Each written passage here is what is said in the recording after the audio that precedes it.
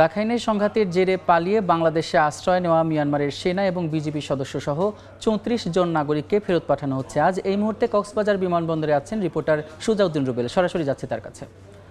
রুবেল, মিয়ানমারের রাখাইনে যে লড়াই হয়েছে আরকান আর্মি এবং জান্তা বাহিনীর মধ্যে, সে লড়াইয়ে সীমান্ত পেরিয়ে জীবন বাঁচাতে অনেক মিয়ানমারের বিজিপি কিংবা সেনা সদস্য বাংলাদেশের অভ্যন্তরে পালিয়ে এসেছিল।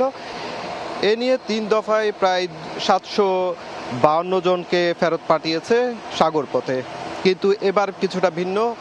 সম্প্রতি সময় যে ৩৪ জন মিয়ানমারের সেনা এবং বিজিপি সদস্য রয়েছে, তাদেরকে এবার ফেরত পাঠানো হচ্ছে বিমান যুগে।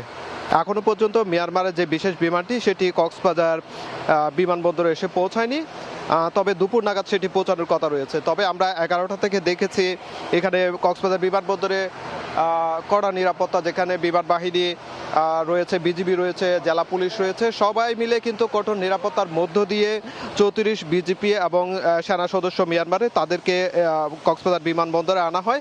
এবং এখন তাদের এয়ারপোর্টের যে ভেতরে তাদের ইমিগ্রেশনের যে কার্যক্রম, সেই কার্যক্রমগুলো চলছে, যেখানে জেলা প্রশাসন থেকে শুরু করে সব কর্তৃপক্ষ কিন্তু এসেছে। তবে এখন পর্যন্ত বিমানটি আসেনি। তবে আরেকটি বিষয়, যে কক্সবাজারে যে নানা ধরনের অপরাধ করেছিল মিয়ানমারের 6 নাগরিক ছিল, 34 নাগরিকের পাশাপাশি মিয়ানমারের কারাভোগ শেষে মিয়ানমারের 6 নাগরিককেও কিন্তু ফেরত পাঠানো হচ্ছে। আমরাও তাদেরকেও দেখেছি, একটি প্রিজন ভ্যানে করে কক্সবাজার বিমানবন্দরে আনা হয়েছে।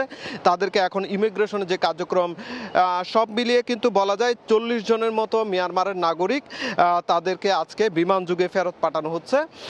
তবে আমরা এখনো পর্যন্ত মিয়ানমারের যে বিমানটি, সেটি আসেনি এবং কক্সবাজার বিমানবন্দরে কঠোর নিরাপত্তার বলয় তৈরি করা হয়েছে। তো এই ছিল আমার কাছে কক্সবাজার বিমানবন্দর থেকে সবশেষ।